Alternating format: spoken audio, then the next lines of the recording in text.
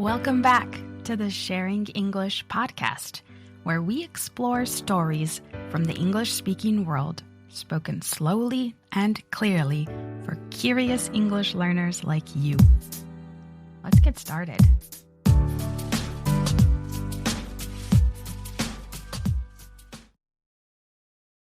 Hi, everyone. I'm your host, Freya.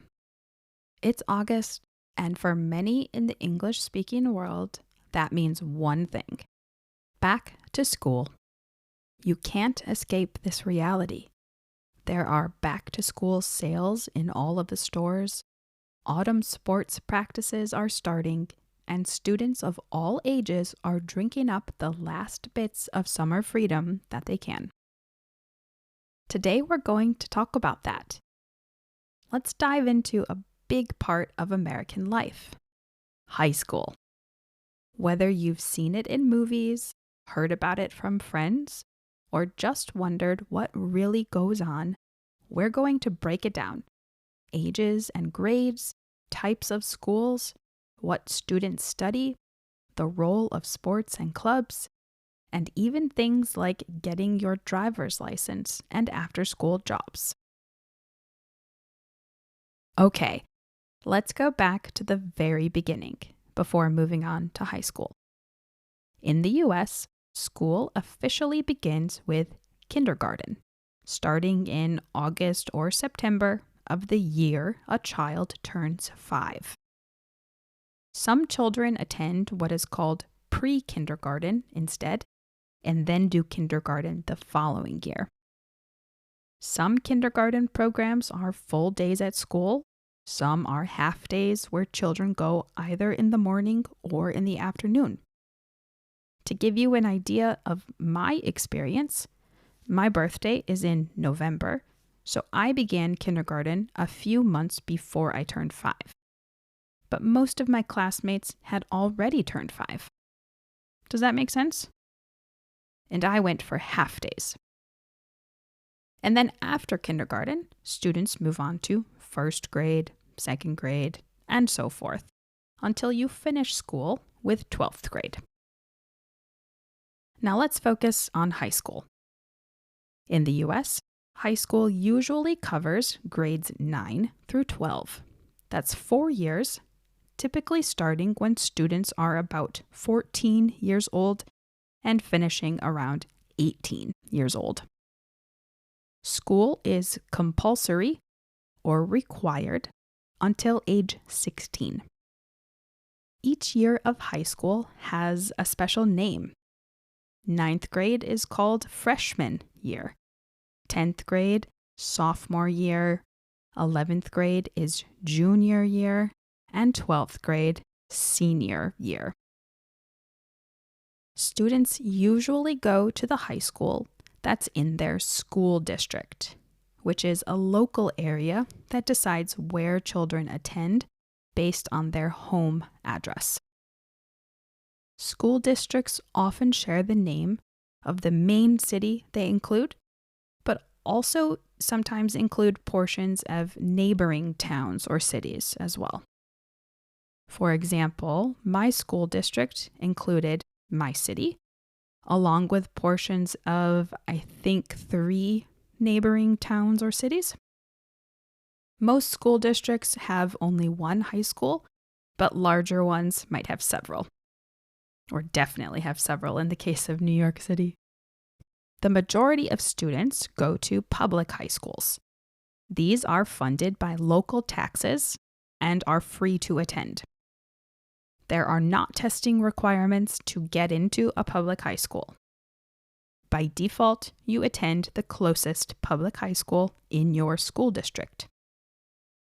There are also some other types of high schools, like private high schools. In these schools, families pay tuition. Sometimes these private schools are religious, sometimes they're not. These often include an application process, which might also include academic requirements, or being a member of the church that runs the school, or athletic competition. There are also what we call charter schools. These are still public schools and usually free, but they are run independently with special teaching approaches and often include an application process as well. There are also some boarding schools. In these schools, the students live at school during the term. These are less common in the US than in some other countries. They are often very expensive and also include an application process. Some are sports or arts-based, like boarding schools that have a skiing or musical focus, for example. One big difference about high school in the US from many other countries is that in the US, there's usually no difference between theoretical and technical high schools, especially for public schools. But sometimes you can find high schools with these names in larger cities. In most public schools, everyone takes a mix of subjects, though some schools do offer more vocational or technical electives. To graduate or finish high school, students must earn a certain number of credits, or points, for completing classes in subjects like English, which we usually take all 4 years. Math is usually at least 3 years. Science, which often includes biology, chemistry, and sometimes physics. Social studies includes US and world history, US government, economics, and maybe some other special classes. We also have to take physical education classes, or PE. These are required in many states, but there are some big differences. In my school, 1 year of phys ed was required, but students who participated in sports or marching band were able to waive the requirement. One big subject that many people have questions about is foreign language. Do students in the US learn a foreign language? Well, most of us have probably taken at least 2 years of a foreign language. That seems to be the minimum requirement in most places. This can be shocking for many people who live in other countries, especially those where foreign languages, like English, are a main subject from a young age. But in the US, we usually only take a foreign language in high school, and only for 2 years. Now, we also have fine arts classes. These include things like symphony band or orchestra, choir, or arts classes. And there are also other types of classes you can choose to take, like computer, psychology, finance, health, etc. Some students take advanced placement or honors courses to prepare for college. In a class like this, you have the choice to take a test at the end of the year, and depending on the results of that test, you can get credit for that subject at university. Since university in the US is very expensive, these courses can be very valuable. Another big difference in the way high school operates in the US, which is often different in other countries, is that students are the ones who change classrooms. For each subject, we have a different teacher, we're in a different classroom, with different classmates. Most teachers have their own classroom that they decorate, organize as they wish, and teach all of their classes out of. Students keep their backpack and books in their own locker.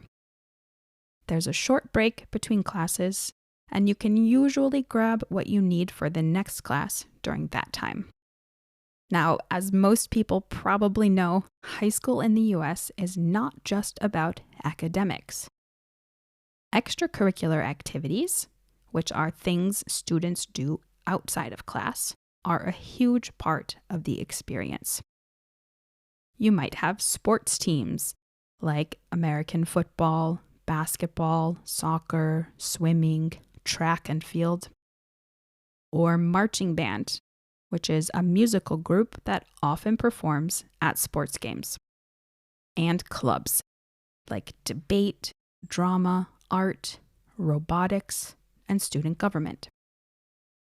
These activities can be social, competitive, and often help with college applications.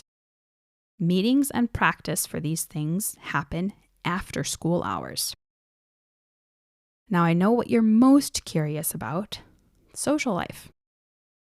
TV shows and movies often exaggerate high school social life, but there is some truth to it. Students usually have close friend groups they hang out with, go to dances like homecoming or prom, and spend a lot of time hanging out after school or on weekends.